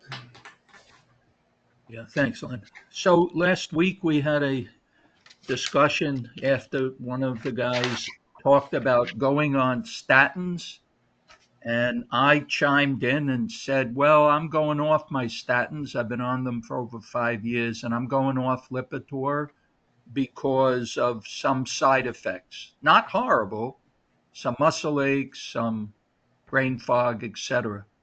Well, after we had the meeting, I did some research on statins and prostate cancer. And the articles I read, and there were a number of them, said very heavily that men with prostate cancer or advanced prostate cancer who are on statins have a 27% less risk of their disease progressing than men who are off statins. And I saw that in a number of articles. I sent a few to Rick, but there are more than just 2. And I went back on my statins the next day. So I know last week I said I was coming off the Lipitor because of side effects, but if I can get 27% less risk of disease progression by staying on it, and the discussion was that statins interrupt cholesterol synthesis, and testosterone is created from a cholesterol molecule. So by reducing your cholesterol, you can probably works by reducing testosterone while you're on ADT. This was all while you're on ADT. So for me, I'm rescinding my Lipitor removal. I'm back on it. Okay. And Jeff,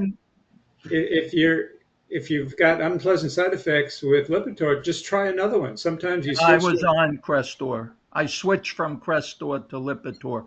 But Len, this is a little bit of brain fog, a little bit, and some muscle aches. I'll live with it with a 27% reduction. I'll live with that. Right. Okay. Dr. Alfredo. Yeah, I you can't have a resist. question?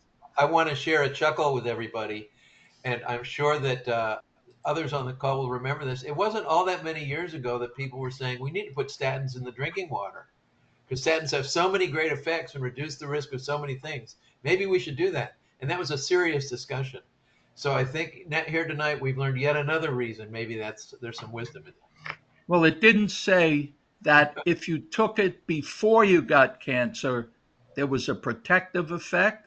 but Right. it said if you have prostate cancer and you're on ADT, there was a reduction in disease progression. You're right. You're right. And I was just going to second what Len said. Again, this is anecdotal, but my experience is sometimes people don't do well on statins till they're on their third or fourth one. And, you know, I'm not a big fan of that, but I know cardiologists who do say we're going to try 6 statins before we switch you over to the PCSK9s. So maybe there is some wisdom in trying different ones. Maybe they do work differently. I'm done. You know, I've talked to my PCPs about coming off statins. I think I told you yesterday I've been on statins for almost 40 years. And they all say the same thing. Everybody should be on statins. So I don't know. But I will tell you one thing.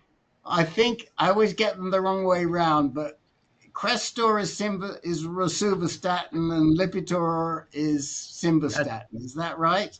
Lipitor is atorvastatin. Atorvastatin. Right. Okay. Right. Atorvastatin. So which one is which is rosuvastatin? Crestor. Crestor. Okay. Crestor. Well, the good thing about Crestor, as I've said, is you can eat grapefruit. So, so if you like grapefruit, that's what you need. That's what you need to get on with. But seriously, one of the reasons why I suspect statins are really considered beneficial against prostate cancer is because prostate cancer, when it gets to the level that some of you guys have, it will go find testosterone any place it can. And one place it can find it is in cholesterol. Liver. Because at the nucleus of cholesterol is testosterone. So the less cholesterol you have in your body, the less likely it is that it can break it down and find it. Now, abiraterone is one of the drugs that would prevent it getting to the cholesterol. But it makes sense to me. And, you know, and I think about Snuffy, and who was it? Somebody recently quoted Snuffy at me. Oh, I know who it was. Somebody talking about omega-3s and omega-6s. And there's some new research on that too. But Snuffy years ago preached the wisdom of statins, metformin, and aspirin. Sam.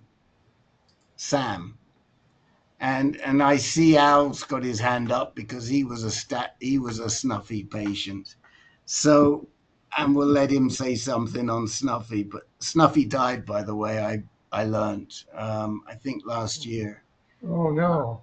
Yes, he had Parkinson's. That's why he stopped practicing. He died a few months ago. Somebody passed that along to me. Just to digress for a second, I also heard today, and we'll put it in, very, very sad, that a really fine prostate cancer researcher, radiation oncologist at UCSF, Felix Feng, died this week from, he was 49, and he died of pancreas cancer. I'd heard early in the year that he was pretty sick, and he seemed to be doing better, and then he did worse, and then one of my contacts sent me a picture, and he very sadly passed away. Any of you who read the literature will have seen his name in a bunch of different places. Anyway, was he the one that was behind Provenge? No, that's Larry Fong. Larry Fong, okay. Yeah, but he was behind a lot of different things. What do you have to say about Snuffy, Al? Rick, I just wanted to second what you said. I first saw Snuffy in like 2006, and he put me on statin, he put me on metformin, and he put me on the estrogen patch.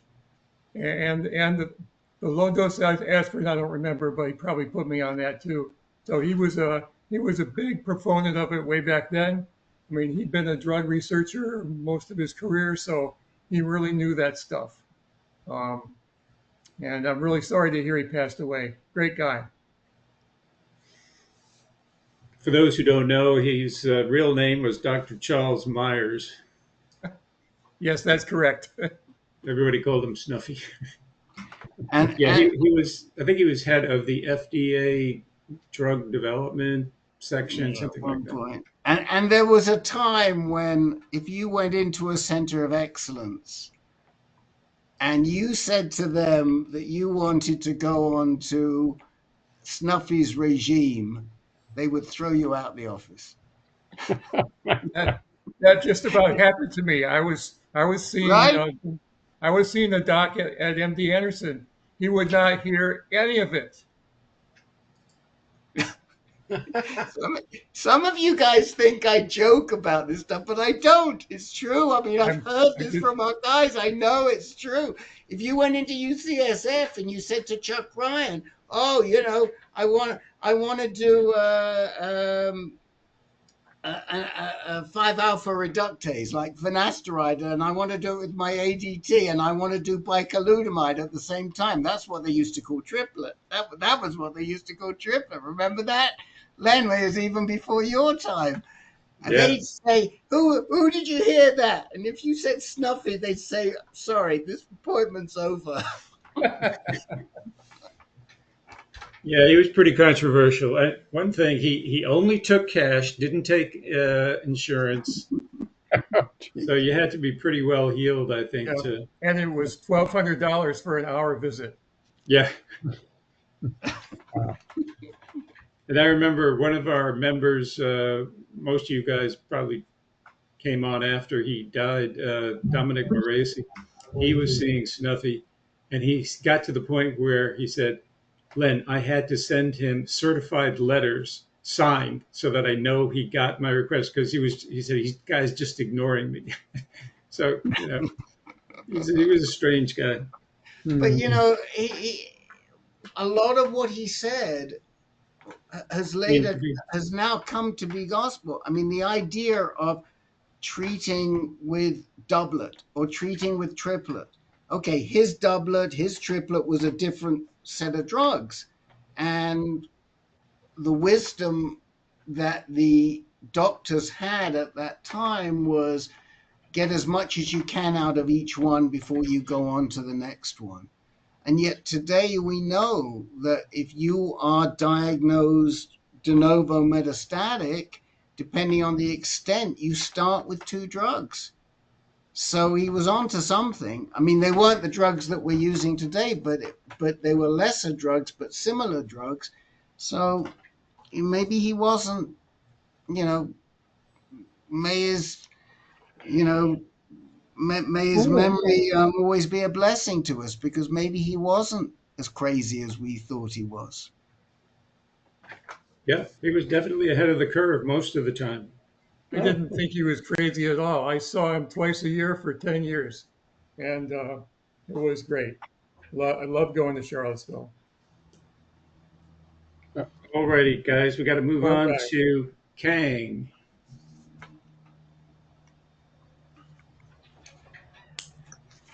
Thanks, Lynn. Short story of my condition is I was diagnosed 2020, Gleason 9, PSA was around 60, and the treatment so far, the beginning was abiraterone and prednisone, Adigard injection.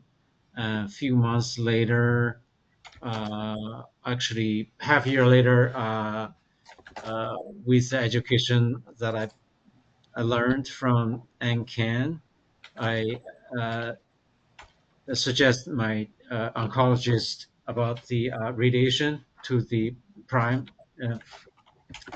tumor. So there was a 5-session of SBRT, and the PSA was undetectable for about 3 years. and usually the number they gave was less than 0.02, but the number has changed since the beginning of this year, actually the tail end of last year. So it was 0.03, and it's been increasing.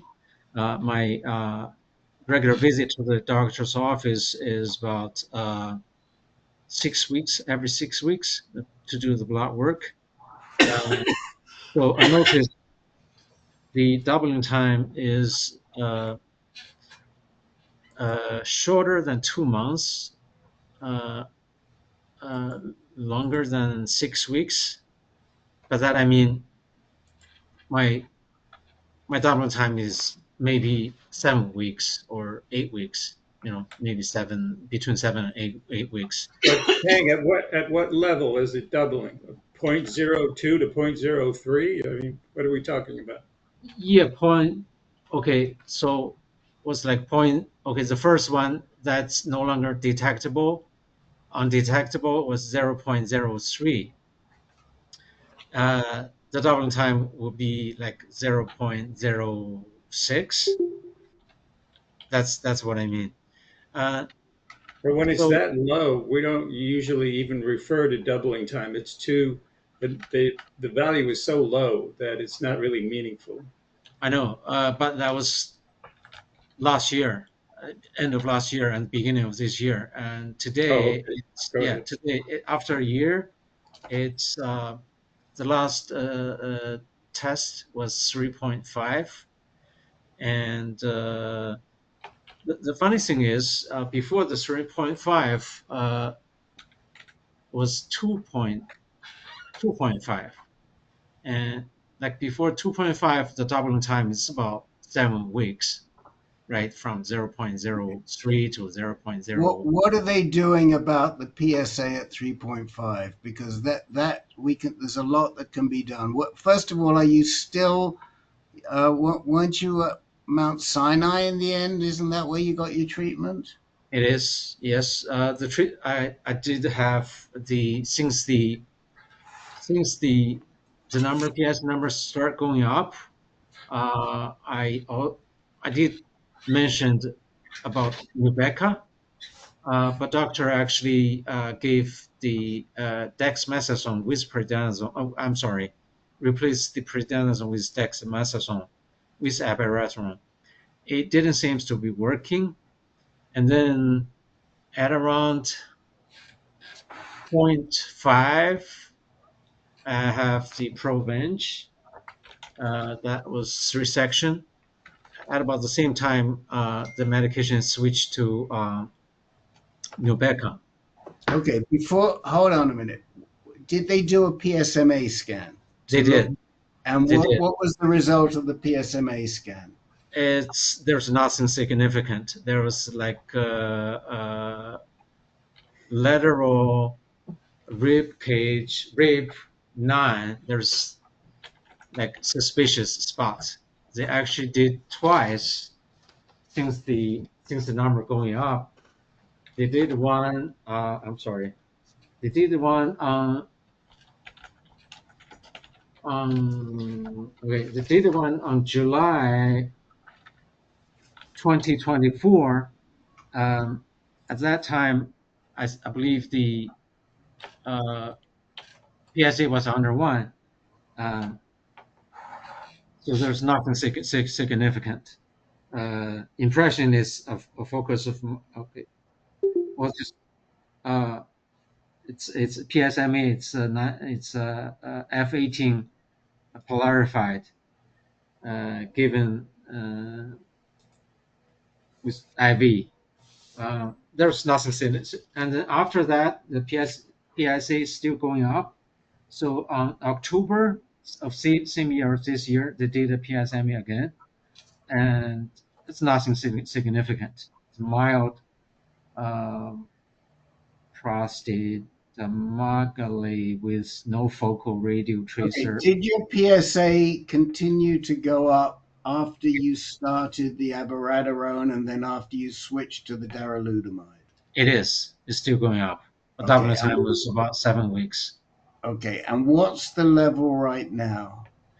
The funny thing is, level now is 3.5, but Okay. between 2.5 and 3.5, there's a time interval of 8 weeks. So I was expecting it will be 5, but instead of 5, Okay. But 3.5. you don't get wrapped up in the doubling time. Don't get wrapped up in the doubling time. That's not where you need to focus. What type of doctor are you seeing right now? A geo oncologist. Okay, where? Mount Sinai. And who is it you're seeing? His last name is TSAO. Okay. And what does he suggest? When was the last time he did a PSMA scan? Did you say October? October, yes. And he saw nothing on that PSMA scan? There's like suspicious ribcage, lateral ribcage 9. It's the same suspicious spot 3 months prior to the October, which is July, same year. So actually, I did 2 PSMA this year. One is in July, one is October, and there's nothing significant. So what is he recommending? And you did do Provenge, and what is he recommending in the way of treatment? Last visit was 3 weeks ago. At that time, it was at the moment the blood work was strong, but the result didn't come out yet. We both were expecting it would be like 5 PSA, right? Because 7 weeks ago it was 2.5.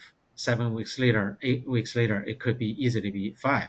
But at the time we didn't know. And he offered 3 options.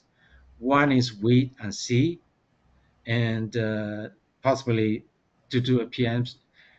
I don't know if I could do a PSMA scan again, but if I can wait, I guess the previous interval time for the PSMA was 3 months. Okay. If I had one, yeah, I'm sorry. Hank, please stop talking about doubling time. Okay. So let's forget doubling time. What treatment is he recommending? One is wait and see. Yep. The other one is docetaxel. The third one is a clinical trial. But I haven't signed the paper yet. Wednesday, I probably Wednesday, I will be visiting him again to do a blood work, and I guess that's one of the reasons that I come up to. Okay. What is the clinical trial? It's phase 2 randomized open label study of lorigerlimab with docetaxel or docetaxel alone. So the spelling of the drug is LORIGRELIMAB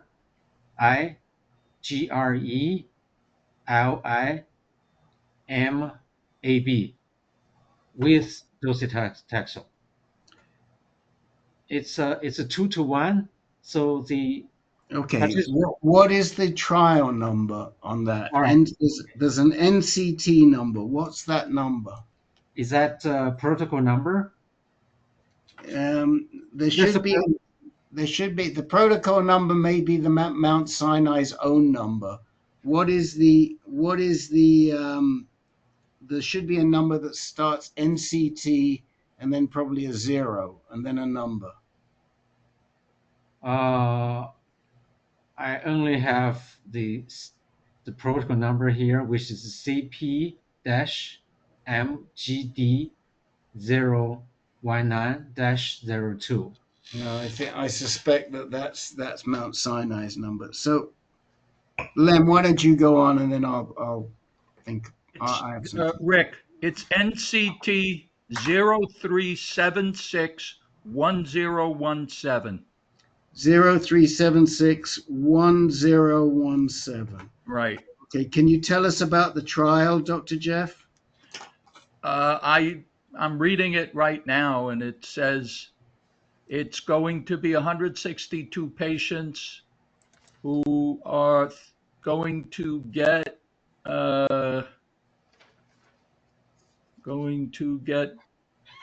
docetaxel. Yeah, docetaxel, dual blockade with lorigerlimab, and oh no, here it is. 150 patients randomized 2-to-1 to lorigerlimab combined with docetaxel and prednisone versus docetaxel and prednisone alone. Okay, do we know, I guess what I'm trying to find out is what is this lorigerlimab?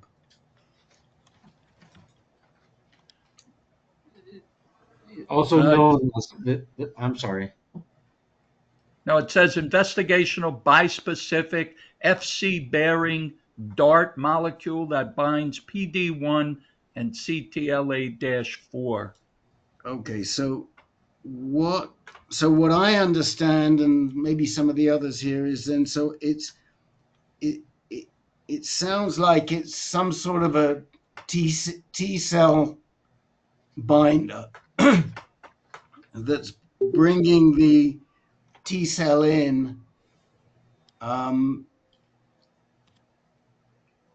Well, the CTLA-4 sounds like an immunotherapy drug. That's ipilimumab is anti-CTLA-4. Yeah, so it's a bispecific that's attracted to some sort of a protein that is being expressed. Maybe it's binding to the CTLA-4 to get the T cell, but it's bringing the T cell in. So, but Rick, what do you think? Before he does that, shouldn't he maybe have an FDG scan to see maybe his cells don't produce PSMA, and that's why it's not picking absolutely, yeah. I think there's a bunch of things he should do. Kang, yeah. Have you had an FDG PET scan? Never. Okay, well, Len, go ahead.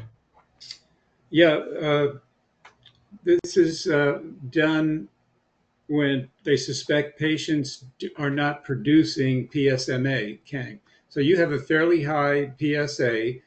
PSMA scan should be picking up something, but it isn't. So it could be that your cells don't produce PSMA, and so they have to look for other ways of identifying where your cancer is. And there's a scan called FDG, Frank David George, FDG scan. Okay. And in Australia, they always run an FDG scan alongside a PSMA PET scan to see if there are lesions that are PSMA negative but FDG positive.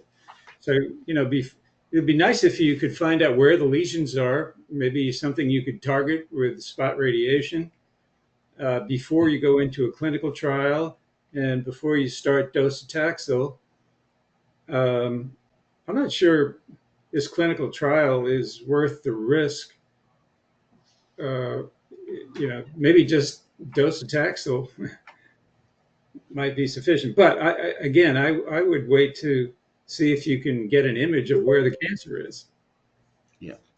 And you do that with the FDG scan. Yeah, I think certainly number one, you need an FDG PET.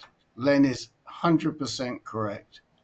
And, it's a shame that Dr. Tsao isn't thinking about what to do if you don't express PSMA, because there's about 20% of people who don't express PSMA, and you may be one of them. So you've got to address that. Secondly, have they taken any blood to do somatic testing? Actually, they did. Was when when the PSA was around 2-ish, like before before the 2.5, like a couple weeks before 2.5, they did a tumor cell. So it's a blood draw, but it's a specific purpose for the circulating What tumor. mutations did it show? Nothing. There's nothing there. Okay. I So, asked, they told me it might because the PSA was too low. okay, well, I might repeat that. I might repeat the somatic test, number one. Number two, I definitely get an FDG PET. Number three, I would not say you're not going to go into the trial. I just say that you need more information. And number four, I would get a second opinion. So you need to get a second opinion from another GU medical oncologist. I would probably wait to do that until after you've done the FDG PET scan. So after the FDG and then seek the second opinion. And then seek a second opinion, because that will provide a lot more knowledge, a lot more information. I try and do another somatic test now, because there's nothing to lose. The worst that can happen is you don't get a result. The best that can happen is we see some sort of a mutation. Okay. But I think the most important thing, absolutely agree with Len, great suggestion. You got to get that FDG PET, probably test your somatic, and then we can direct you to some doctors. The second opinion will not come from Mount Sinai.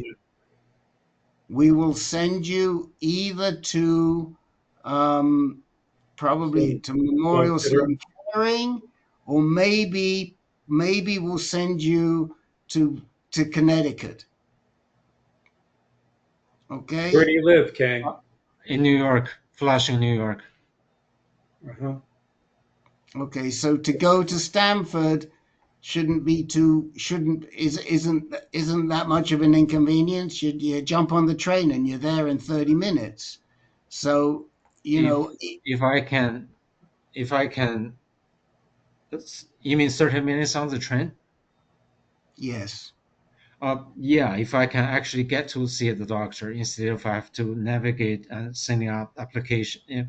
Well, that's right. So you may want to start right now, because I remember what a tough time you had with your insurance before. Oh, yeah, I have Medicaid, so I mean I'll be able to visit doctors outside New York State. Okay, well then in that case we'll send you to somebody at Memorial Sloan Kettering. That sounds good. Okay, so there's 2 or 3 doctors at Memorial Sloan Kettering we can get you to for a second opinion. Okay. But don't jump in and start signing things for a trial yet.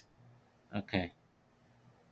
That means actually Wednesday I'll be doing a blood work and seeing Dr. Saul. At the same time, they're going to give me the consent paper to read.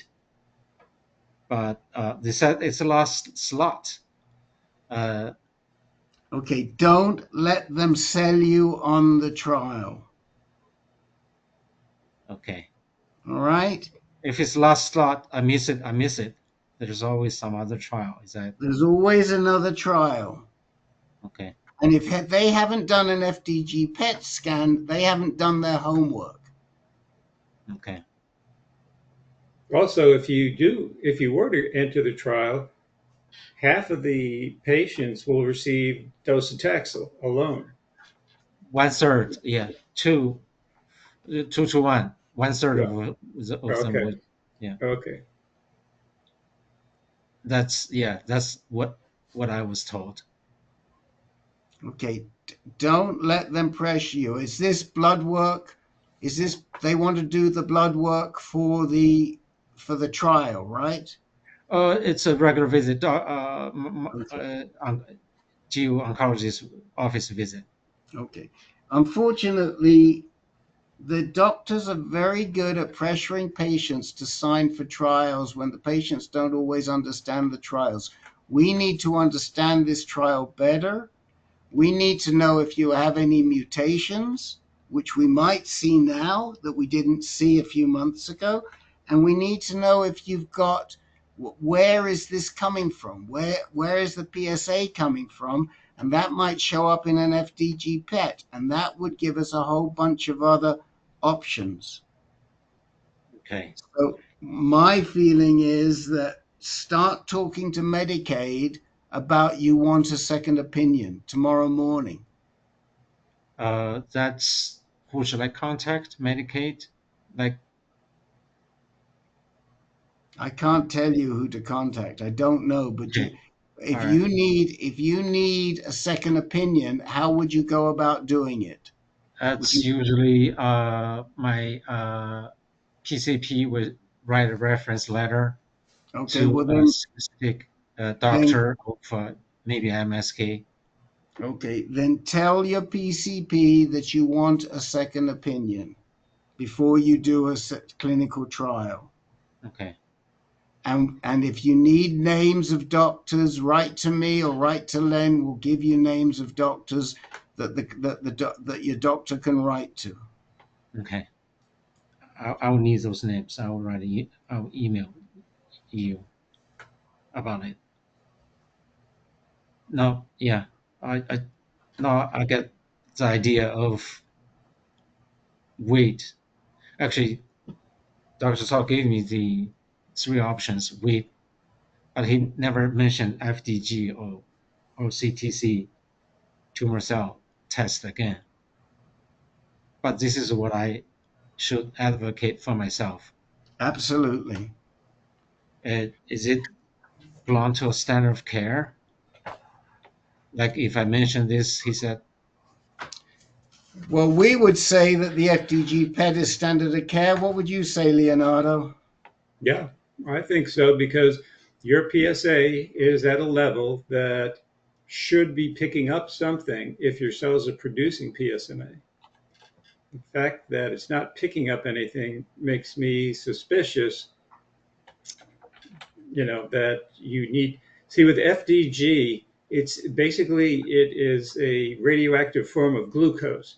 So any cancer cell that is growing faster than, which it always does, they grow faster than normal cells, will pick up the radioactive fluorine in the FDG. And that's what they'll be looking for. So you don't, in other words, it'll highlight any tumor tissue, even if it's not producing PSA or PSMA, just anything that's growing, okay, utilizing glucose. Yeah, I'll definitely bring this up to Dr. Saul Wednesday. I'll be seeing him. Okay, I've put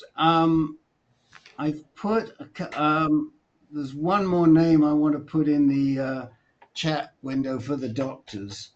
I think it's Christian. What's his first name? I'm putting them in right now.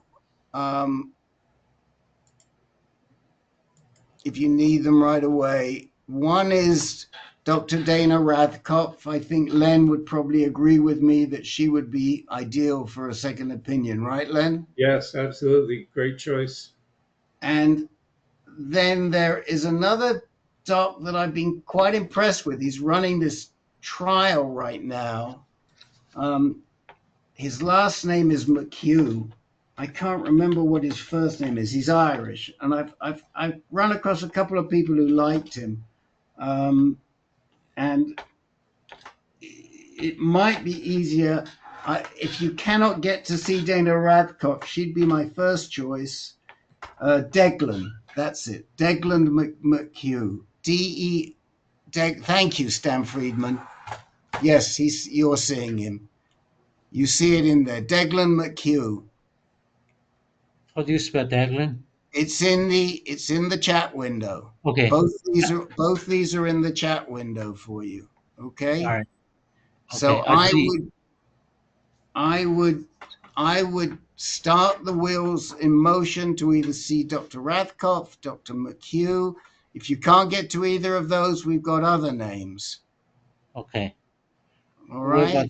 What about Dr. Abida?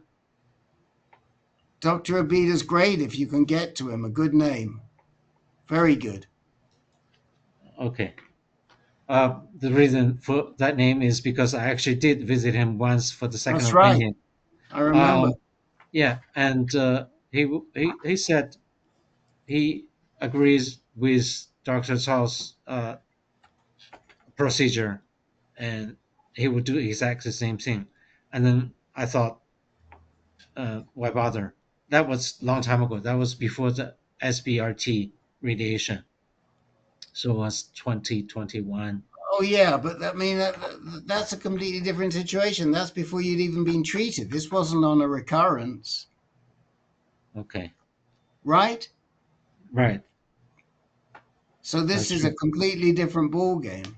He did also mention one thing, which is, yeah, you can stay with Mount Sinai, but when your PSA start going up, and then you can contact me again, something like that. That's Well, go see Wasim Abida. He's good. okay. He's So very good. I'll try this. Wasim Abida, Dana Rathkopf, Dr. McHugh. Go see one of them and see what they would do right now. They'll probably have trials that they want to push you into too. Then you come back here. Okay. We got to move on because it's really late and we've Yeah. still got other people. We've got to go to Gary Peters. Thank you. You're muted, Gary. Thank you, Len. Given the time, I'll pass for tonight. Wait till next time. Okay, thanks, Gary. And Kang, don't leave it so long. I mean, you know, you've been going through the whole year and we haven't seen you, and you know, we can help you along the way. I know. I've been following the YouTube recording, and I've been learning. Okay, but you know, don't hesitate to ask. I mean, we're jumping in this late in the game. We would have told you FDG PET a long time ago. Yeah, that's true. That's All what right. I bring up. Yeah, to Madam. Let's wrap it up, guys. Jeremy, And- do you have anything, man? No, he said no when I called on. Okay. I asked Jeremy, I asked Jen Fobert to give you a call today. If you can talk to her, it'd be great. Yeah, she did. We're going to talk day after tomorrow. Thanks. Terrific. Thank you, Jeremy. All right, guys, thanks for hanging in there. And great contributions from everybody. We'll see you next week. Mr. Muslin, you have a second? Just hold on 1 second. I'm not Wait a going to. minute, Rick. We're not going to see them next week, right? Next week. We're not going to see them next week. Don't tell them next week. Yeah. Merry Christmas, everyone. Merry Christmas. And don't forget to see us on the morning on Christmas Eve before the festivities start. Rick, do I shut the recording before I'll I leave? shut it. New Year's Eve. Yeah, we'll shut it now. Let's shut it now. I'll do it.